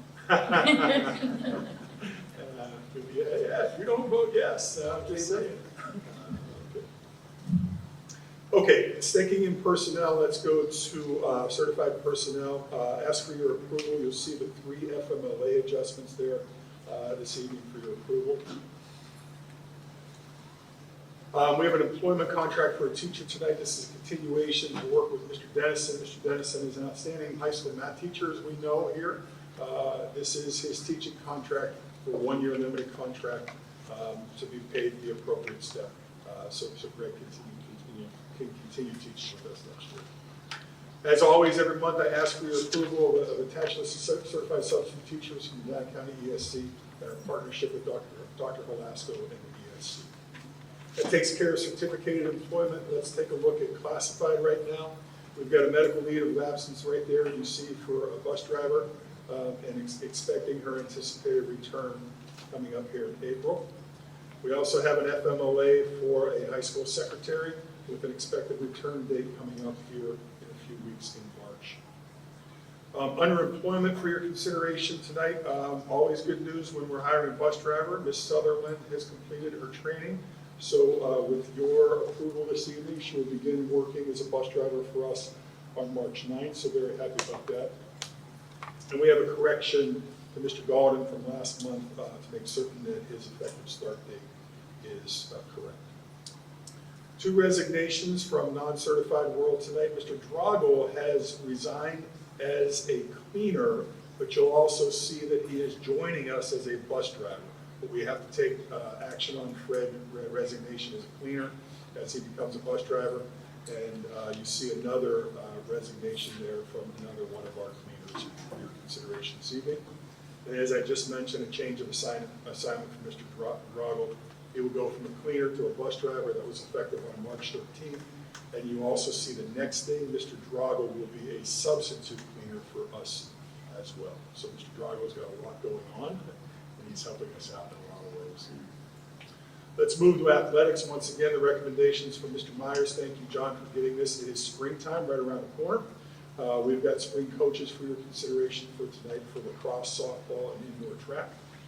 And then we hosted a boys basketball tournament game on the February 27th. So you see the workers there for your consideration so you can get them paid. Volunteers tonight. We have some classroom volunteers. We have Melissa Miller and Anita Benner. These are going to be volunteers for us, so thank you for that. And then we have a donation from Mr. and Mrs. Mullins for our junior high school makerspace. That is going to be the end of my recommendations this evening, Mrs. Mullins. All right, thank you. So we're seeking approval of the consent agenda items, 8A and B and 10A through H. May I have a motion, please? So moved. Second? I'll second. Any questions or comments on these items? I have some questions. The nurse that's going on the trip, is that something new? Because I know that we didn't used to do that. I know I was, a healthcare provider on the Disney trips. Is this something new that we're doing? Yeah, Mrs. Soch, I'm going to speak from my experience here, and then I'll speak from my experience in other places. My experience here, since I've been here, the nurse is always gone. It's picked up, the cost is picked up, from student fees. That has been my experience in every other school district I've been as well. So if there was a time that we didn't have a nurse travel here, I'm not aware. My experience has been for safety of kids, the nurse goes. I understand that. I thought it was kind of weird when they didn't, so that's fine. Okay. I have a couple more questions. The disposal, did you say that was Chromebooks we were disposing? And I would definitely like to see if we could donate those. Okay. If you need any help with that, just let me know. I can try and reach out. And then the drivers, real quick. So I wanted to bring this up before. So we have 3 new drivers, which is fantastic, and they'll be hired tonight, correct? No, we're hiring 1 this we have 1. We have, Dennis is already hired. And then we have the cleaner that's going to be a bus driver. Mr. Drago's changing. He's already been hired. He's changing roles. That's a change in assignment. Okay, but he's going to be a bus driver? Yeah, yes. Okay, all right. So that, just to know what the bus drivers, we have 9 right now, correct? We had 9. We have 10. We have 10. That's including. We have 10. Earlier in the meeting, I mentioned that we have 10 active drivers with 3 of ours, and then we have 3 from GGNC. So this morning, we had 13 bus drivers driving. We have 13. What's our goal? Our goal is 15 or more. 15. Will that get the double routes taken out? I can't answer that specifically because I don't know the routing, right? I certainly would hope that if we can get to 15, that it's significant improvement. I mean, at 13, we've got significant improvement. But Mrs. Sisowich, I would like, I'm hesitant to answer that question because I don't do the routing, right? But with 15, I would reach out to Karen and the routing system and find out what that does for us. Because you know, parents are, some of the kids are on the bus a long time. Sure. And that's getting home at 5:30 at night, that's kind of a lot for the kids. And then I have one more question, since we're talking about busing, which we really were. The GG and C bus, if we paid them $10,886 this month, is that going to be a monthly charge? It depends on how many drivers and how many days. All right. Because sometimes we have 2, and now we're up to 3. With spring break coming up, that period of time will obviously be no cost. It just depends on the daily rate. And like you said, that's just for the end of the year. It's a function to the end of the year. That's to fill a gap until we get all the drivers hired we need, which we're working towards. Okay, thank you. Other questions?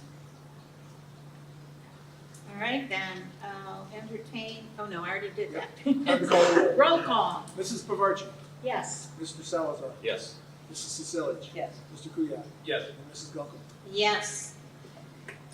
Okay, new business? Yes, Sorry, I please. didn't mean to step on you there, Barb. Okay, new business. Yeah, we do have, I want to speak to this. We have, for your consideration this night, a first read of policy 754009. This is an artificial intelligence policy. Speak to this a little bit. We are required by law before the beginning of next school year that we have to have an AI policy in place. All public school districts in the state of Ohio do.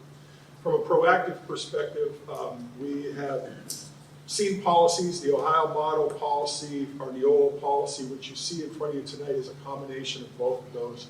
And really, besides the policy, congratulations to Mrs. Elias and the teachers that are already involved in the Artificial Intelligence Committee.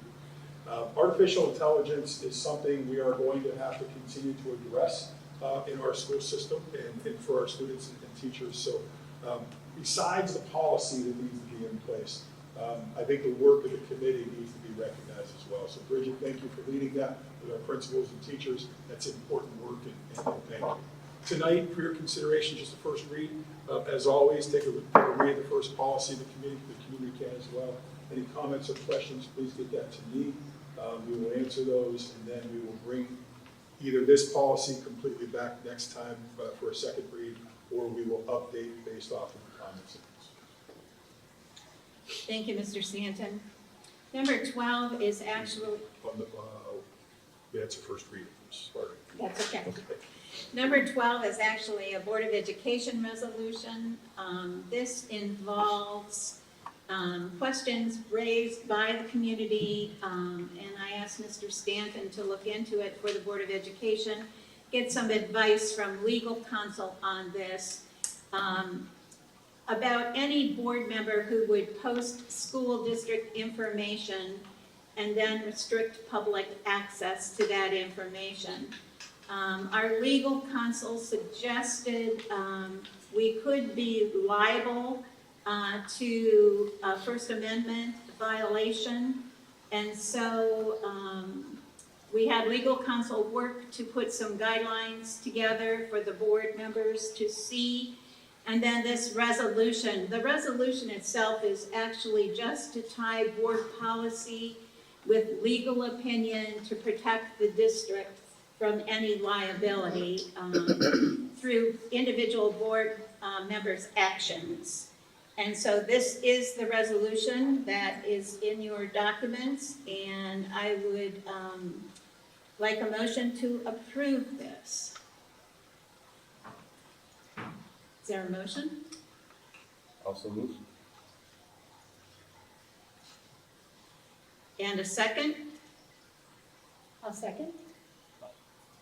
Any questions or comments? I've never seen the resolution. It's in your board documents. It's not, it doesn't show it. Respectfully, it was in your executive folder when the board was, when it was went by public on, that would have been Friday. Well, I haven't seen it, which is fine. I mean, I think it's a well-written policy, or a resolution rather. But, I mean, there's no, I guess my understanding of the resolution is there's no, it's just reiterating, in essence, policies that either the state of Ohio or the school district already had in place. So, I mean, we've discussed something like this. I'd like to see it have a little bit more teeth, but I guess it's just a resolution. So. What's the pleasure of the board? Do we, if Kim hasn't seen it, do we table this for a month? It's up to you. Oh, you do what you want, it's fine with me.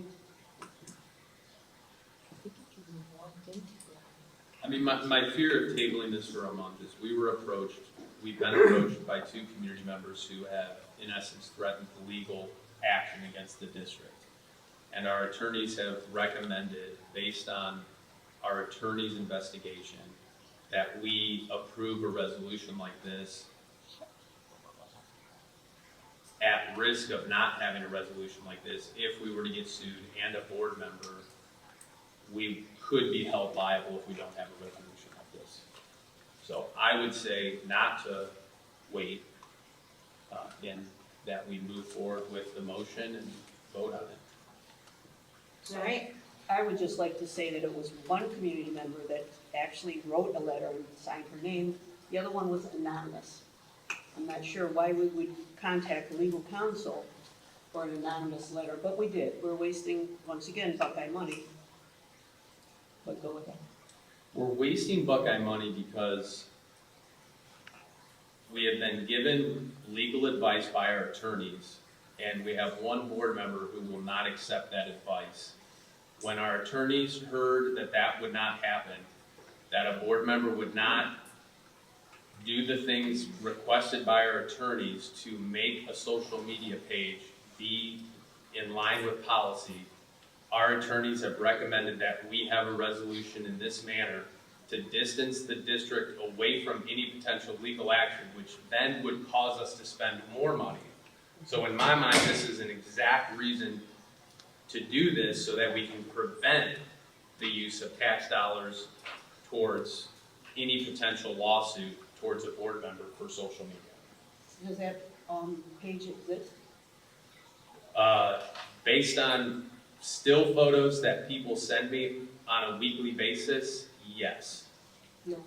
And it is now private and no one can view it. You can't search for it, which I'm assuming would make an attorney say it even more is breaking the First Amendment of the U.S. Constitution and the Ohio Revised Code related to sunshine laws. What about and that is exactly why we need to approve this resolution tonight.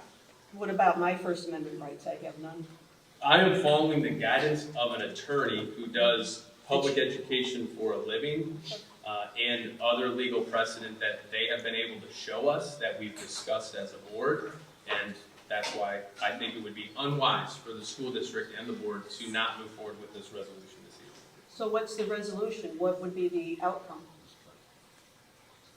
It just protects the district from any liability of any board member who has a social media page that is discussing school business, but not open to everyone. We've already discussed that, and I was perfectly fine with that. So then I'll entertain a motion. We already have the Oh, we already have motion and a Roy second. and a second. So roll call. Mr. Salazar. Yes. Mrs. Bavarchi. Yes. Mrs. Cecilich. No. Mrs. Gunkelman. Yes. Mr. Kuya. Yes. All right, it's time for board member comments. Anyone have? I would like to congratulate Mrs. Elias, and we certainly hate to see you retire. However, thank you for all your hard work over the 8 years?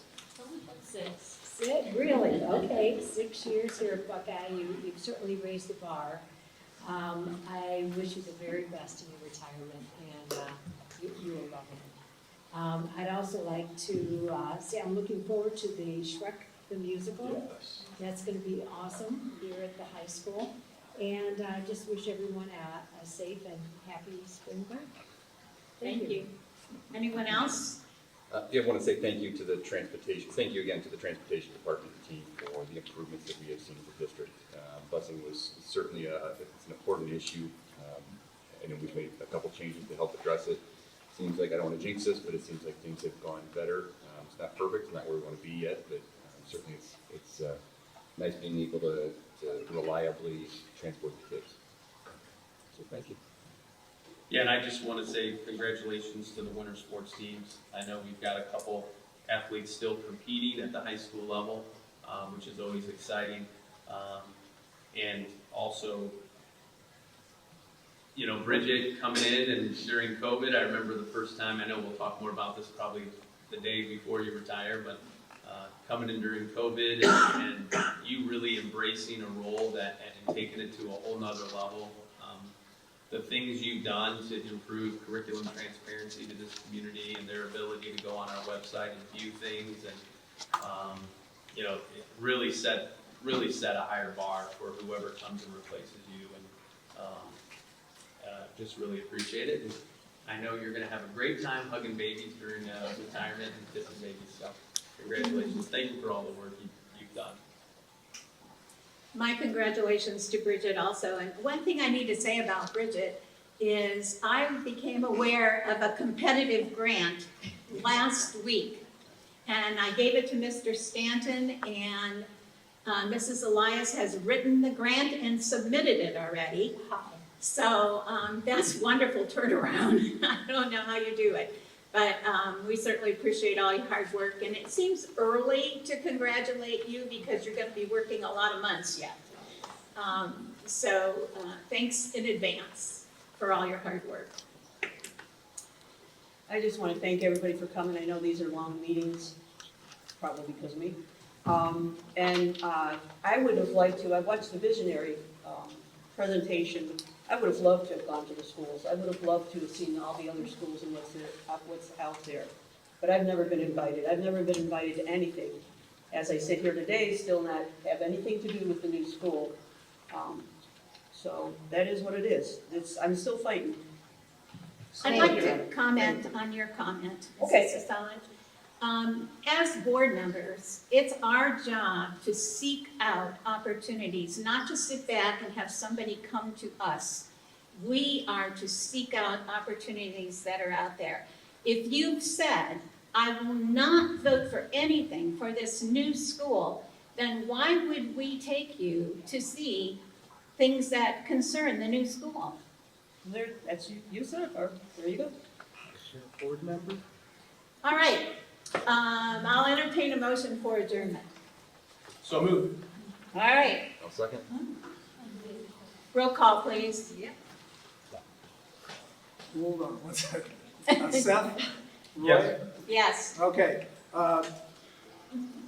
Kuya? Yes. Mr. Salazar? Yes. Mrs. Silich? Yes. Mrs. Bavarchi? Yes. And Mrs. Gunkel? Yes. Thank you, everyone. I know it's been a long evening. Thank you.